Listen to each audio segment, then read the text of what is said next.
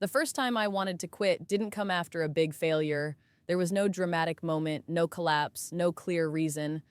It came quietly. I was just tired. Tired of trying without seeing anything change. Tired of putting in effort that didn't seem to move the needle.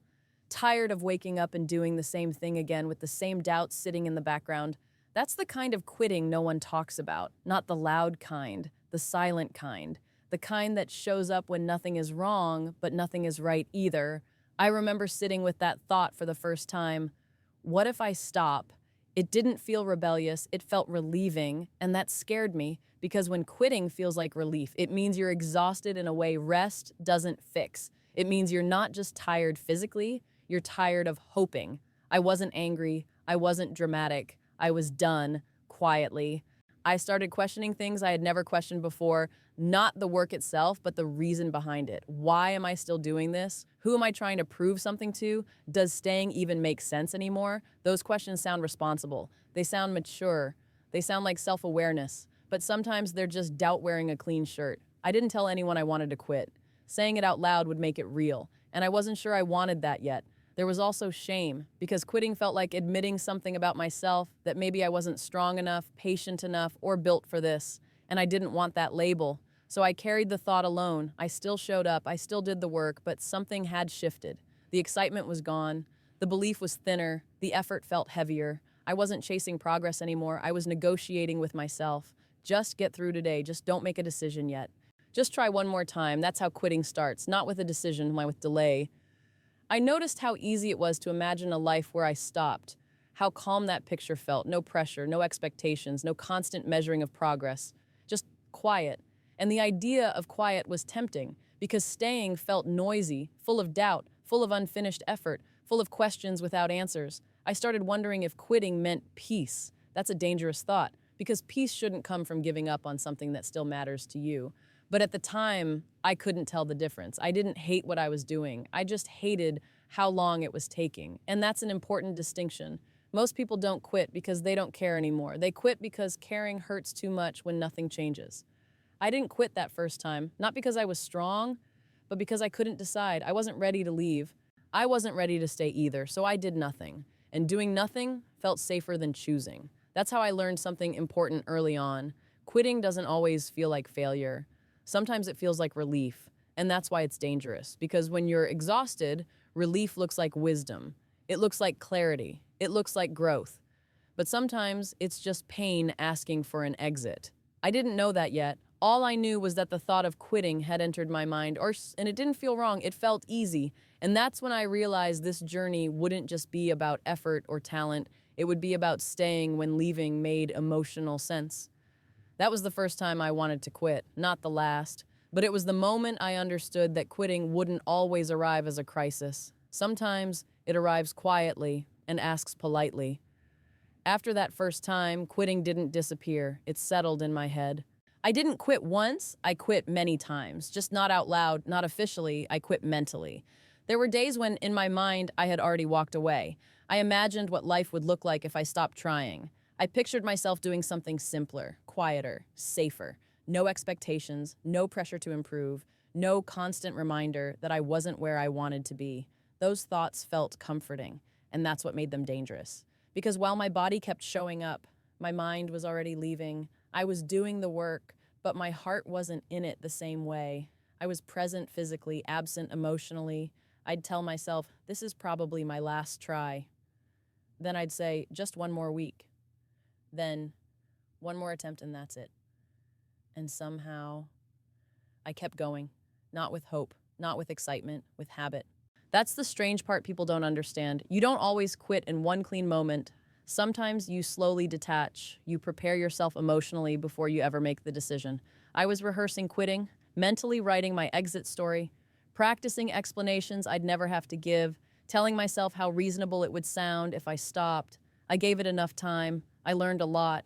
It's okay to move on. All of that sounded mature, balanced, healthy, but deep down, something felt unfinished. I wasn't stopping because I had clarity. I was stopping because I was tired, and tired thoughts shouldn't decide permanent outcomes. Still, I showed up, even on days when I felt done inside. That created a strange disconnect. My mind was saying, stop, but my actions were saying not yet. I didn't feel aligned, but I was moving anyway. At the time, that felt weak, like indecision. Now I see it differently. It was resistance, not loud resistance. Quiet resistance. I didn't have the energy to fight doubt aggressively. I didn't motivate myself with speeches. I didn't convince myself things would get better. I just didn't give doubt full control. I let it talk, but not decide. There were days I did the bare minimum, days I wasn't proud of my effort, days where I showed up out of routine, not belief. And that's okay, because staying doesn't always look heroic. Sometimes staying looks tired. I learned that you can keep going even when you don't feel committed. Commitment isn't always emotional. Sometimes it's mechanical. You do the thing because you've done it before, not because you're inspired to do it again. Habit carried me when belief couldn't. I didn't feel hopeful. I didn't feel motivated, but I felt familiar with the process, and familiarity is grounding. Quitting in my head taught me something important. Thoughts are temporary, but actions leave trails. If I had acted on every quitting thought, I would have been gone early, but I didn't. I let those thoughts pass through without giving them the final say. I didn't silence them. I didn't argue with them. I just didn't follow them. That distinction matters. You don't need to feel strong to stay. You don't need to feel sure. You just need to delay the decision long enough for the moment to pass. Most quitting thoughts don't survive time. They feel urgent in the moment, convincing in the emotion, logical in exhaustion, but temporary. I learned to tell myself one simple thing.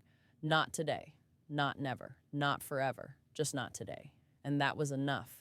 Because staying one more day was always easier than deciding for the rest of my life. I didn't know where this path would lead. I didn't even know if staying was the right choice.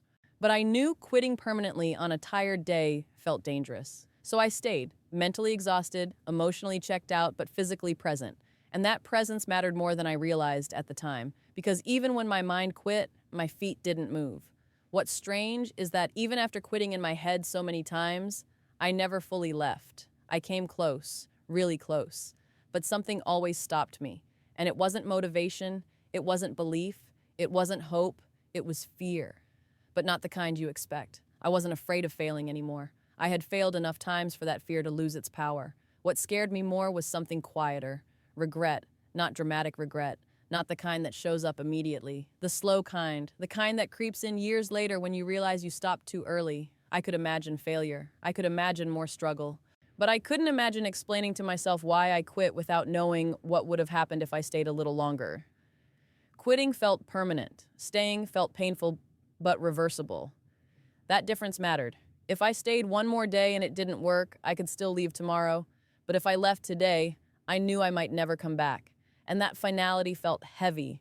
I had already invested so much time, effort, and emotion, not in a sunk cost way, but in a human way.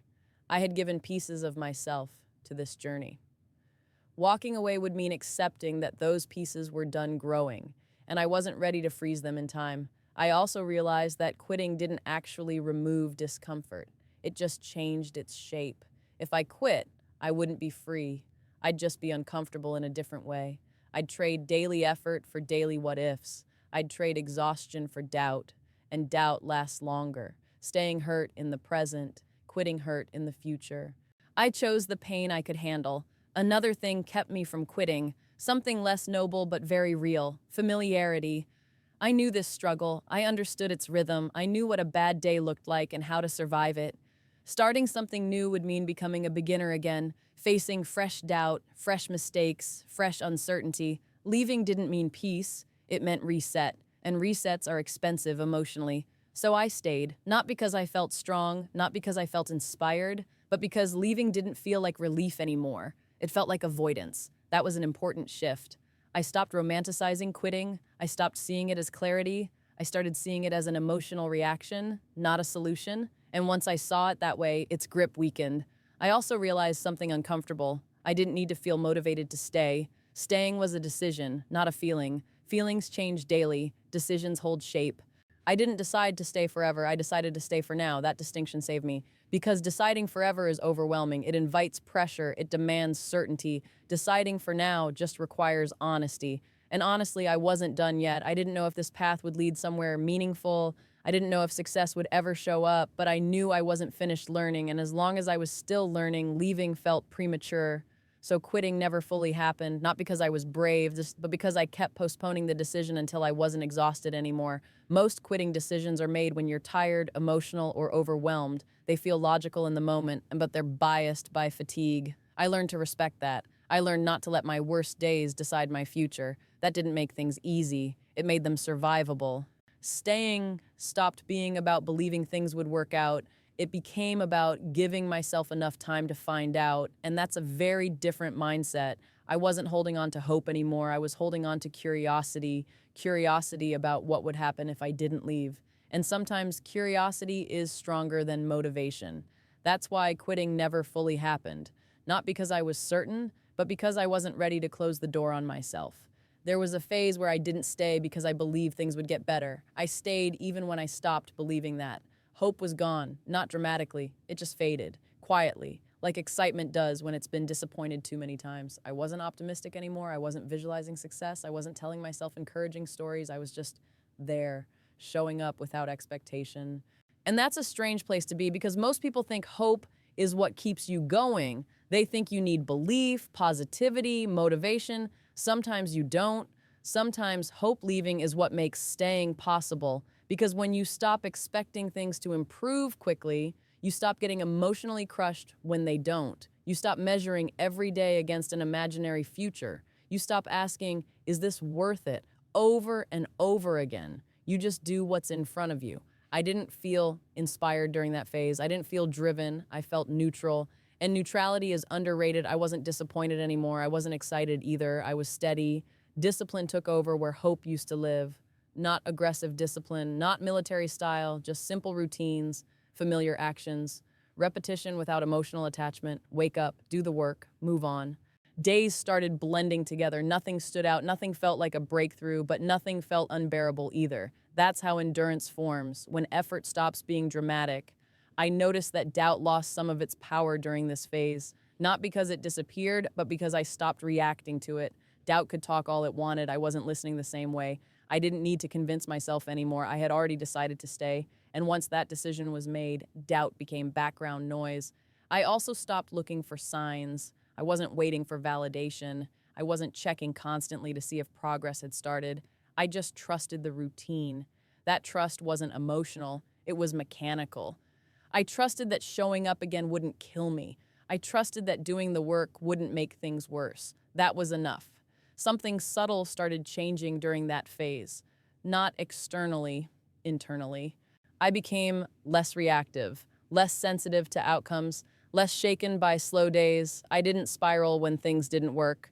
I adjusted quietly and moved on. Staying without hope taught me how to separate identity from results. I wasn't winning, but I wasn't failing either. I was practicing endurance, and endurance doesn't need hope. It needs tolerance, tolerance for boredom, tolerance for uncertainty, tolerance for repetition. Most people quit because they confuse loss of excitement with loss of purpose. When things stop feeling meaningful, they assume something is wrong. Sometimes nothing is wrong. You're just in the middle. The middle isn't exciting. It isn't validating. It isn't inspiring. It's quiet, and quiet makes people uncomfortable. But quiet also allows focus. During that phase, I wasn't trying to prove anything. I wasn't trying to impress myself or anyone else. I was just making sure I didn't disappear. And not disappearing turned out to be important because when you stay long enough without hope, something replaces it. Stability. You stop relying on emotions to decide your behavior. You stop needing motivation to continue. You become someone who can move forward regardless of how things feel. That's real strength, not loud strength, functional strength. I didn't feel successful. I didn't feel confident, but I felt capable of continuing. And that capability mattered more than hope ever could. Because hope comes and goes. Capability stays. Staying without hope didn't feel heroic. It felt ordinary. And that's exactly why it worked. If you're standing close to quitting right now, I want you to slow down for a moment. Not to convince yourself to stay forever, not to promise things will get better, just to pause. Because quitting decisions made in exhaustion feel honest, but they're incomplete. I almost quit more times than I can count. Not because I didn't care anymore, but because caring without progress hurts. Because trying for too long without answers makes anyone question themselves. If that's where you are, you're not weak, you're tired. And tired people shouldn't make permanent decisions. I learned something the hard way. Wanting to quit is not the same as quitting. Wanting to quit is a signal that something needs attention, rest, adjustment, perspective, not necessarily an exit. When I wanted to quit, I told myself one rule: don't decide forever on a bad day. That rule saved me more times than motivation ever did. I didn't need to feel inspired to stay. I just needed to delay the decision long enough for the moment to pass. Most quitting urges peak when emotions are loud and clarity is low. Time changes that. If I could speak to my younger self, the one sitting alone with the weight of "I can't do this anymore," I wouldn't tell them to be strong. I'd tell them to be patient with themselves. I'd say, "You don't have to love this today. You don't have to believe this will work. You just don't have to leave yet." Leaving feels clean, final, decisive. Staying feels messy, uncertain, incomplete. But messy is where growth hides. Quitting doesn't erase the struggle you went through, it just freezes it. It turns effort into an unanswered question you carry forward. Staying keeps the question open, and open questions are uncomfortable, but they allow change. I didn't stay because I knew the ending. I stayed because I wasn't done asking what if. What if one more adjustment mattered? What if the timing was off, not the direction? What if staying quietly changed me, even if results lagged? Those questions didn't promise success. They promised possibility, and possibility was enough to keep me from closing the door. If you're about to quit, ask yourself something honestly. Am I leaving because I'm clear or because I'm exhausted? Because clarity feels calm, exhaustion feels urgent. They're not the same. It's okay to rest. It's okay to slow down. It's okay to question everything. It's okay to stop and when you're rested and certain, but don't let fatigue decide your future. I didn't stay perfectly. I stayed imperfectly. I stayed tired. I stayed unsure. I stayed without hope sometimes, and that kind of staying counts. You don't need a heroic reason to continue. You don't need a big vision. You don't need motivation. Sometimes the bravest thing you can do is say, not today, not forever, not never, just not today. Because tomorrow, the weight might be lighter. The perspective might be wider. The choice might feel different. I almost quit many times. What saved me wasn't confidence or certainty. It was patience with my own exhaustion. If you're close to quitting, give yourself that patience. Stay one more day, adjust one small thing. Let the moment pass. You can always leave later, but you can't always come back. And sometimes staying just a little longer is enough to change everything.